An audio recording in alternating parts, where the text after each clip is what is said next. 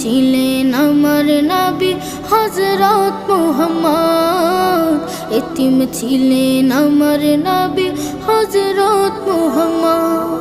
আমি এতিম হয়ে কাঁদি না কেন তোমরা বলতে পারো, এতিম হয়ে কাঁদি না কেন তোমরা বলতে পারো।